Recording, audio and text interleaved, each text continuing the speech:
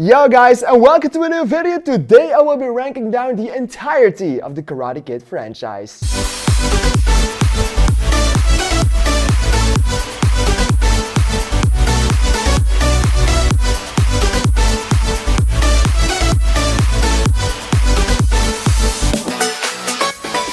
Alright, so as with all of the ranking videos I have done quite recently, I am first going to talk about my liking of the franchise of a whole before we get into my inevitable ranking.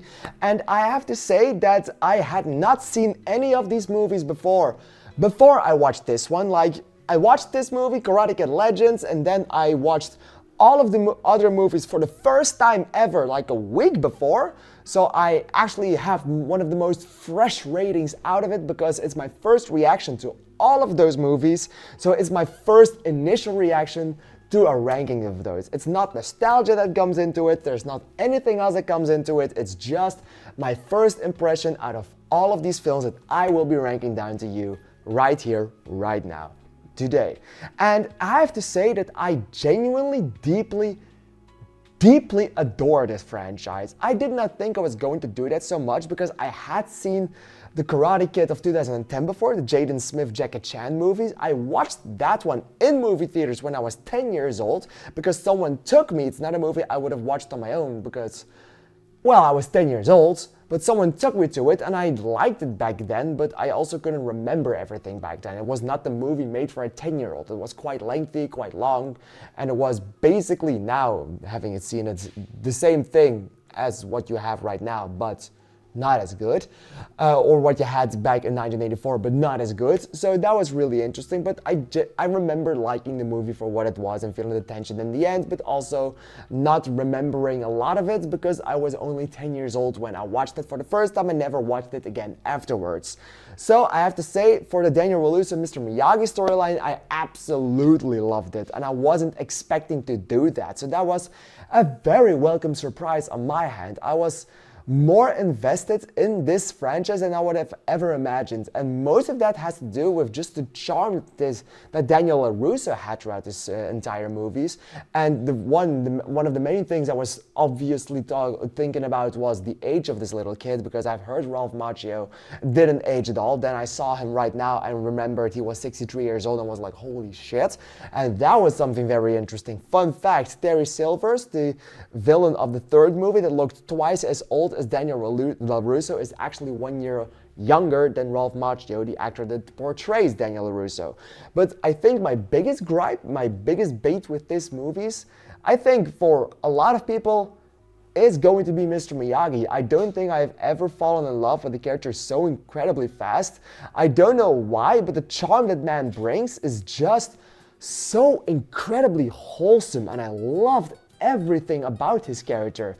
Whenever someone as much as looked at him in the eye and grunts or fronts a little bit and looks at him a little more angrily than happily, I was already hating their guts.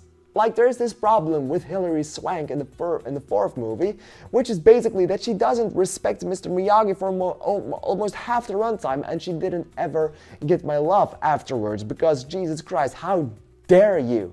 How dare you look at Mr. Miyagi in the wrong way? And Daniel Kaluuya, he has his charm, and I already loved him for 2 movies already, because if that was the first time I was watching him, I would have hated Ralph Macchio as well, because he also disrespected Mr. Miyagi in the third one quite a bit, I have to say, but I loved him in the rest of it. So yeah, I deeply adore this franchise. I have absolutely fallen in love with everything that I've seen here, and I would happily rewatch these movies again.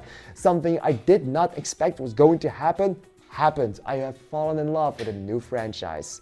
Alright, then talking about the ranking, I will be ranking down all 6 movies, which includes the Karate Kid of 2010 and of course Karate Kid Legends. There will be one thing missing out of this ranking, which will be Cobra Kai, the series that has been airing on Netflix for quite some years and ended its last season this year, I think. I haven't seen it yet, so I can't tell you anything about it. I don't know what it's about. Of course, I know it's about the Cobra Kai dojo, and of course, I know it's about Johnny and Ralph Macchio and the newer kids that are portraying these roles right now. I know all of that, but I know nothing about the show. I know nothing about the events in the show. I haven't seen it yet. I plan on watching it, but I haven't done so for now, so I will not be including that one in this list. With that being said, let's get straight into ranking these fuckers. And of course, I have talked about the last place already for a bit, because the next Karate Kid just is not a good movie. After a great run of 3 movies already, this came in as such an incredible disappointment. I hated Hilary Swank's character. I hated everyone. I hated everything. It was boring. You could see the cheapness in the movie.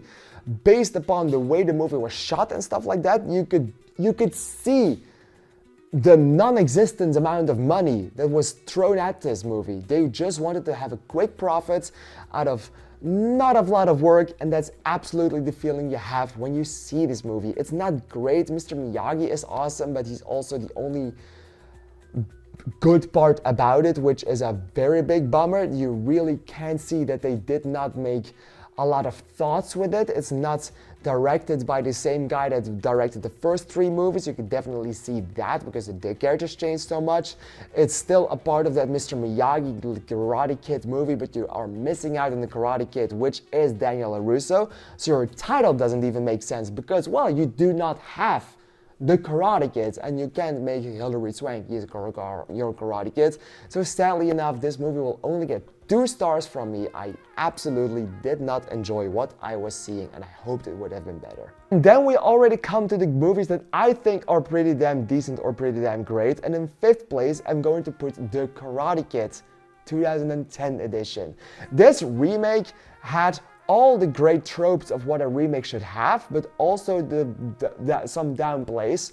Maybe most often when you have a remake, you always applaud some of these things having the exact same structure and the exact same things happening as you had in your original movie. And this movie is full of references and full of similarities between the Karate Kid 1984 and the Karate Kid 2010. Jaden Smith doesn't really do a bad job, and the kid definitely knows some Kung Fu, not karate, which is something very welcome. And Jackie Chan, you are wondering why he wasn't a part of this franchise earlier based upon how this movie was made. He's actually a decent other version of Mr. Miyagi. And of course, they brought him back for Karate Kid Legends, which was something I did not know was going to happen. I knew he was in it. I thought he was playing a new character. It's the same thing. He's the same guy, so he brought him back eventually, which is what made this movie a little better in my opinion, but it is still more of the same that we have seen before, and it's all done in a way that is just not as good or not as thrilling as it was in the original Karate Kid movie,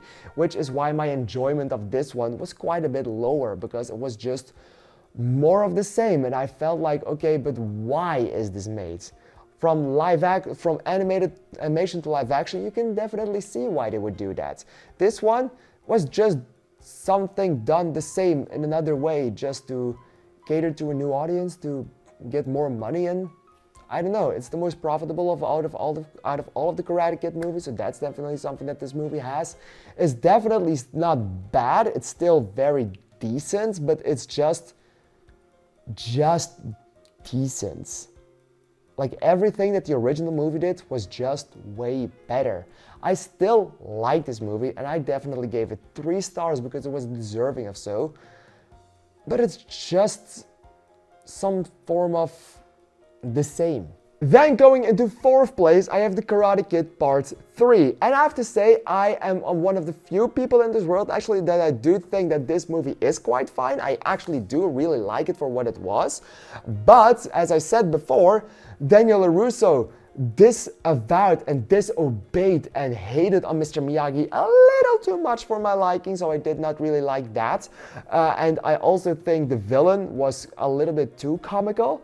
I mean, I get it, and I laughed my ass off with the guy sometimes, but it was very unnatural, the way that everything portrayed and the way everything played out, and it was just not as interesting anymore, and it did not have the same flair as the original two movies, and this already started to feel more like a cash grab than an eventual really good sequel. But I do appreciate that they did some new things with the story, that they tried to do some other things with it. It's just that the story did not really satisfy me throughout the entirety of its run. I still think it's a decent movie, I still think it's quite fine, but it's also the most forgettable out of all of these first three. It's also the most bad out of all of these first three. I do think they get better and better. I do think they get worse and worse with each entry, but you know, that's something you gotta own. And I do think the Karate Kid Part 3 had some really great fights. It had a good moral to tell, but done so in the wrong way, which is the biggest downfall of this movie. But I still liked it. I gave it 3.5 stars. And in third place, I have placed The Karate Kid Part 2. Yes, I am an absolute big fan of this movie. The story that it told was great. It wasn't as strong as the original movie, and you can definitely see that they did not really know exactly what to do with it, because it goes to some pretty damn weird lengths just to tell a story. I like seeing more of Mr. Miyagi and his past and everything that surrounded his character. I love seeing more of the guy and more charisma to the guy and more emotion in the man. But them going to Japan, which somehow feels very logical, also wasn't, because it took away a big thing of what the Karate Kid made the Karate Kid. It's still a very decent movie. It's still very good, and based on the story that they told, it's still really damn interesting and really enthralling and keeps you interested and keeps you entertained for the entire runtime. But it's also a bit too long for the story that they tried to tell, and the third act of this movie comes out of nowhere with the entire weather thing, which was also a very odd choice, which kept me from liking this movie even more, because I loved Mr. Miyagi so much.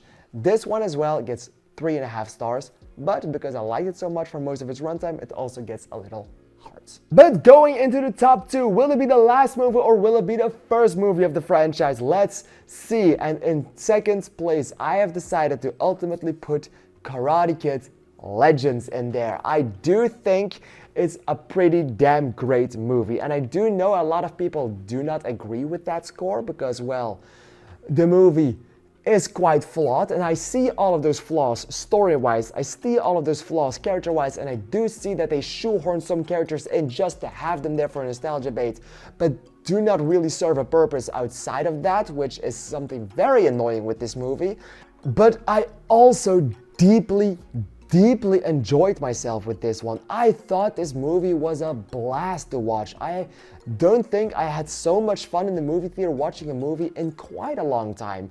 This movie was just a phenomenal fun time because the fight scenes are good, the characters are still good, the banter and the humor in the movie was good, that you can see through this kind of technical difficulty that this movie had, because it wasn't made all that well. It wasn't that great. The music choices were weird. The story was atrocious at some points.